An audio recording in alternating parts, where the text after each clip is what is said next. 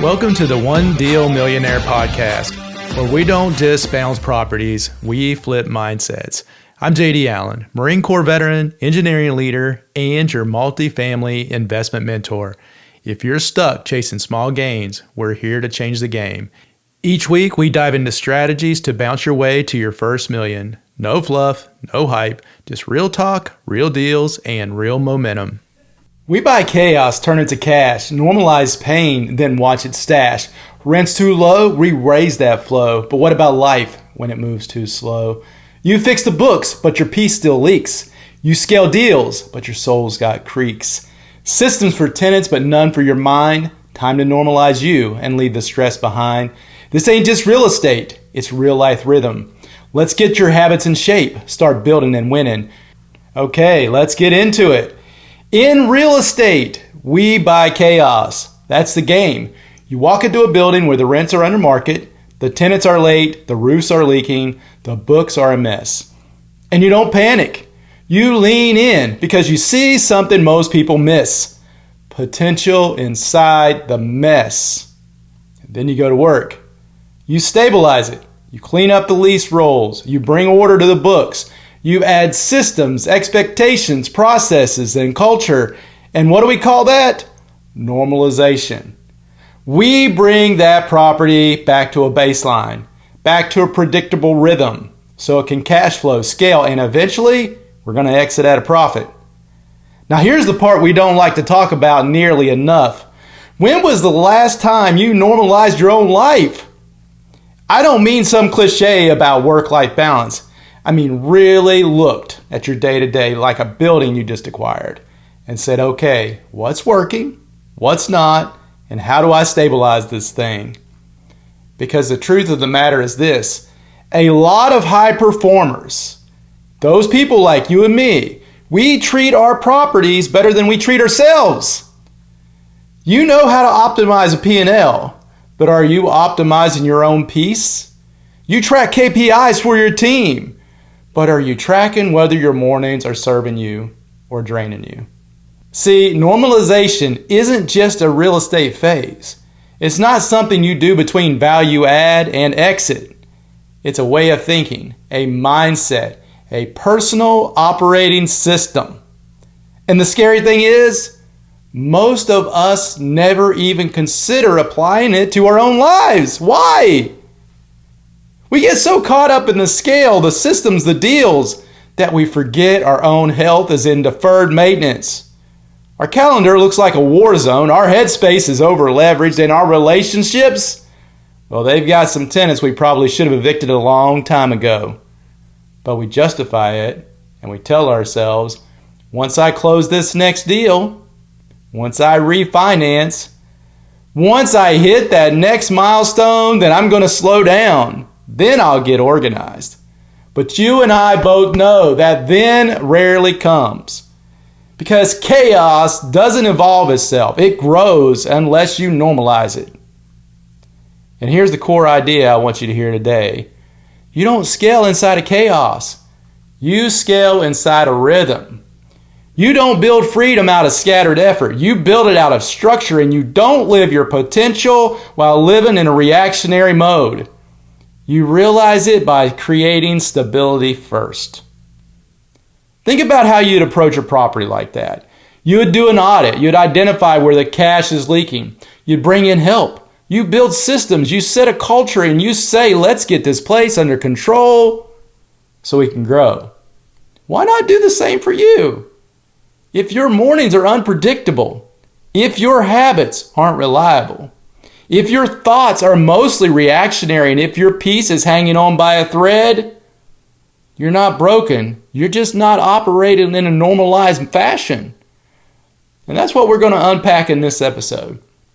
How to use the same stabilization mindset we apply to multifamily and apply it to the one asset that matters more than any property on earth, you. Your energies, your priorities, your routines, your relationship, your peace, because when those things are normalized, you don't just build wealth, you build the capacity to hold it. You build the clarity to sustain it. You build the margin to enjoy it. So if you felt like your life is a bit out of rhythm, like you bought your freedom but haven't stabilized it, like you've upgraded your income, but your mind's still lagging behind, you're in the right place today. Now let's talk about what this really means to normalize your life and how that one decision could be the most powerful move that you make this year. Let's ground this into something you already know how to do. When you buy a property, especially a distressed one, we're not expecting it to be turnkey. We're expecting it to be messy. It's just part of the game. You walk into a deal and what do you find? Tenants who haven't paid in months. Rent rolls that are outdated or they don't exist. Maintenance requests backed up for weeks.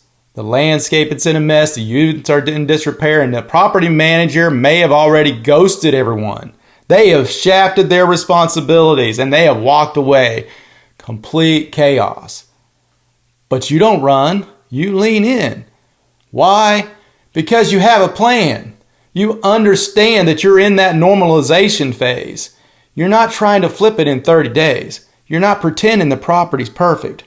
You're focused on taking it from reactive to reliable, from inconsistent to rhythmic, from confusion to clarity. You walk in, you got a clipboard in your hand, and you start assessing where are those leaks? Who are those problem tenants? And what are the immediate safety issues that I need to address? And then you go to work. You start establishing those systems. You put rent collection in place. You put in maintenance protocols, communication templates, budgeting, KPIs, all of those things. And you start to install structure. You reset the expectation. You show up consistently, and eventually, that property responds. Occupancy stabilizes. That cash flow evens out. Repairs become predictable. Your team knows what to do and when to do it. And most importantly, the property becomes predictable enough for you to grow it. Something you can rely on, something you can build on, something that works even when you're not in the room. And this doesn't happen by accident. It happens with intention. It happens because you expect chaos at first, but you refuse to let it stay that way. Now we're going to flip the lens. Let's look at ourselves. What if you assessed your daily routines, your stress, and your environment the same way? Where is your energy leaks?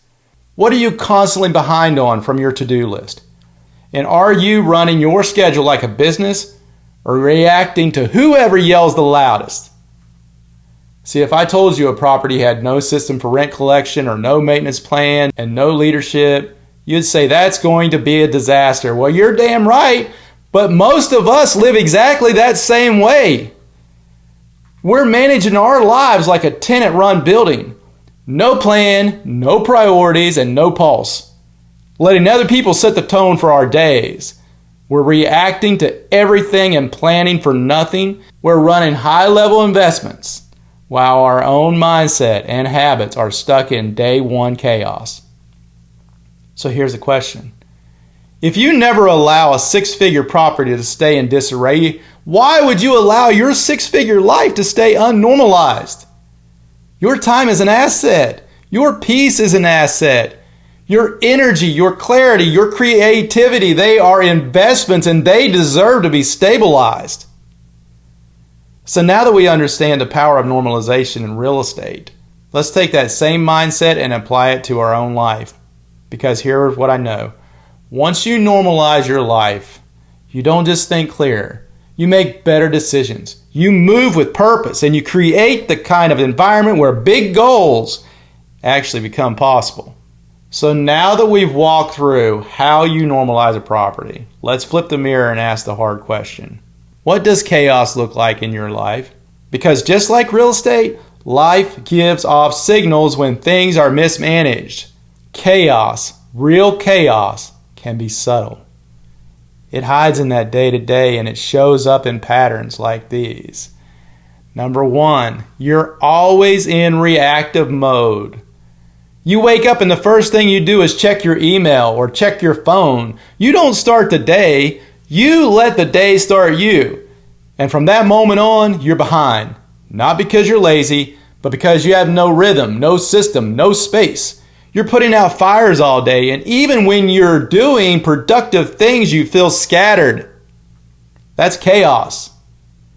Number 2, your finances are up, but your energy is down. This one's a little sneaky. On paper, things are going well. Your income is higher than ever.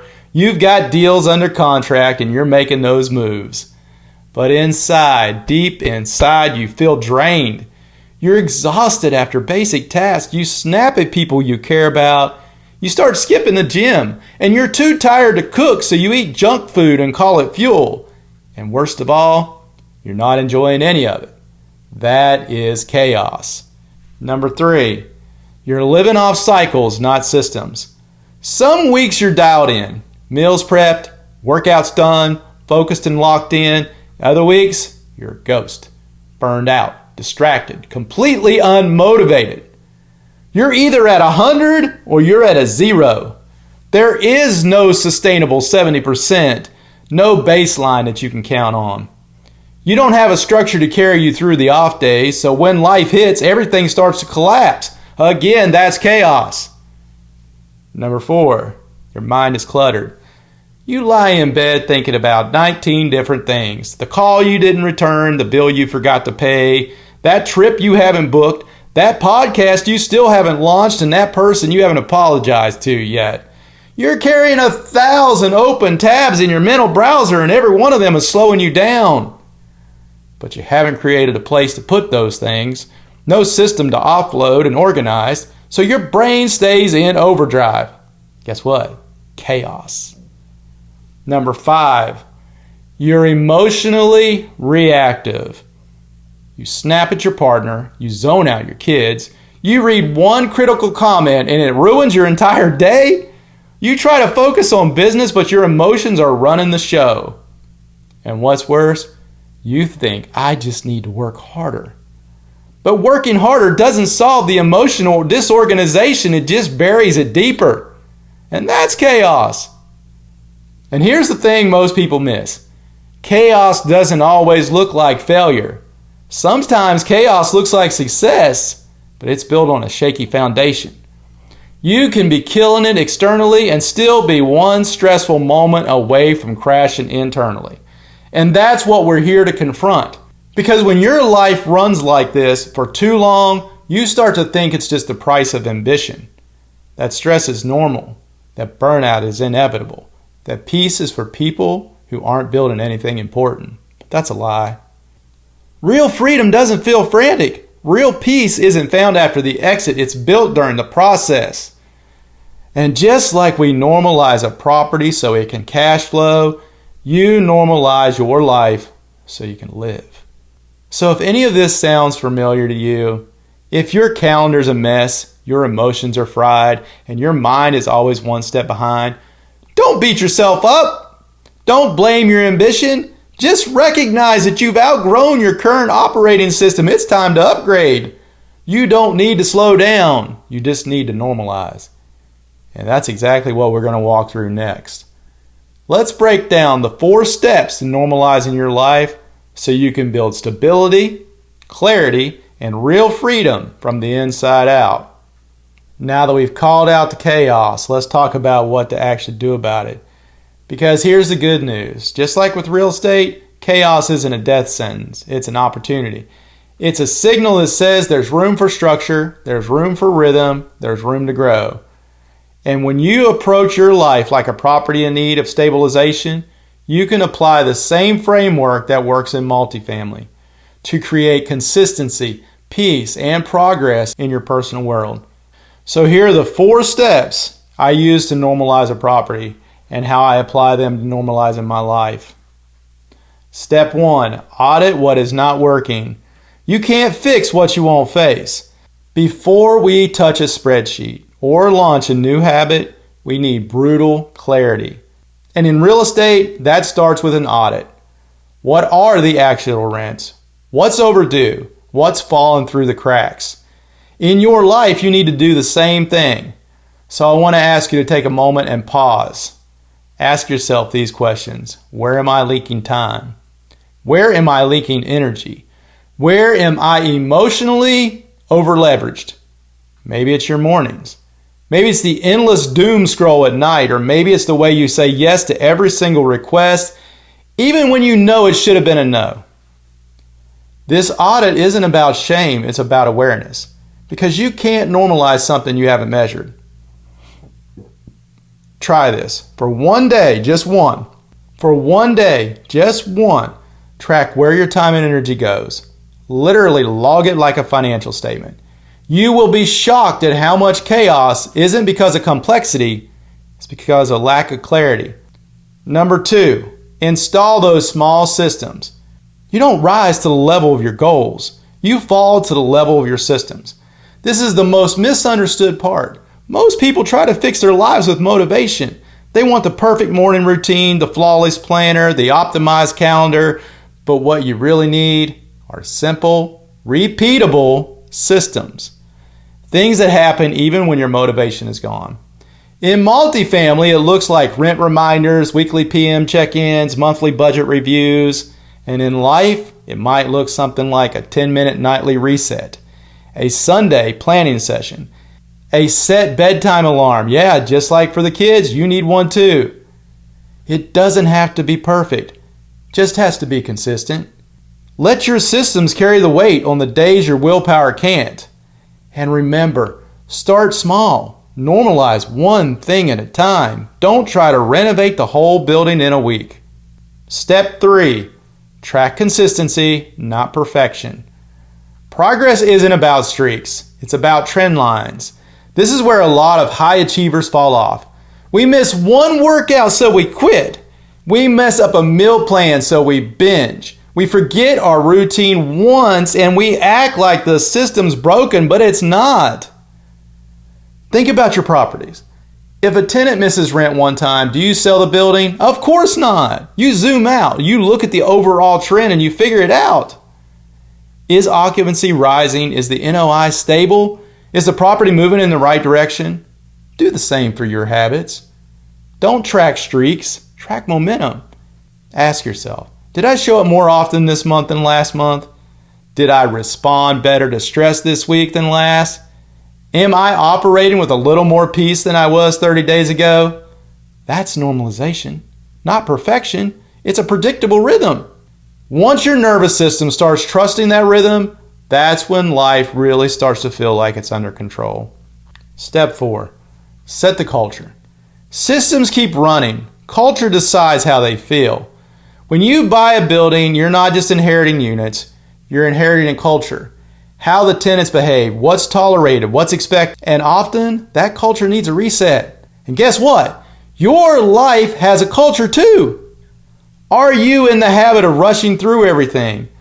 Do you treat yourself like a machine?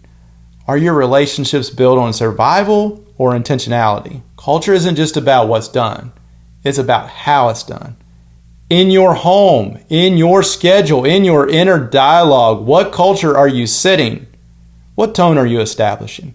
Is it frantic, focused, scarcity-based? You don't have to be perfect, but you do have to be intentional. Because culture is what determines whether your systems stick. It's the emotional atmosphere your habits operate in.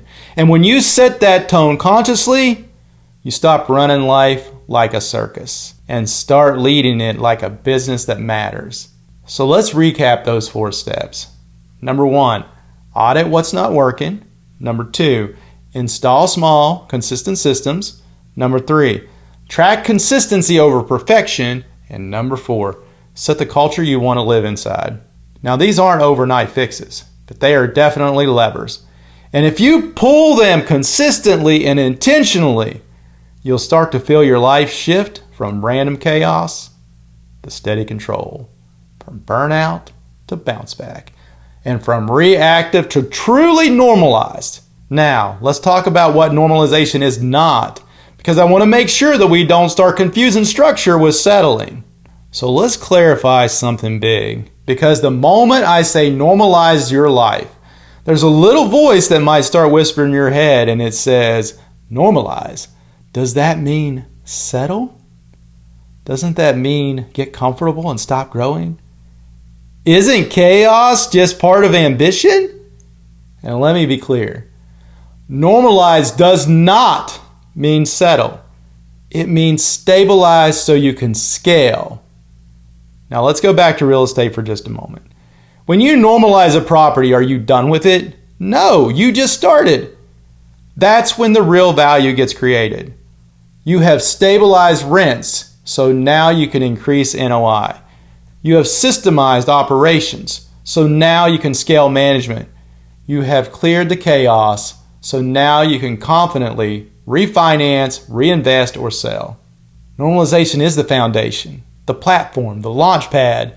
It's the thing that makes growth possible, not optional. And it works the same way in life. When your mornings are normalized, you have the clarity to think bigger. When your calendar isn't on fire every day, you start to notice the ideas you've been suppressing.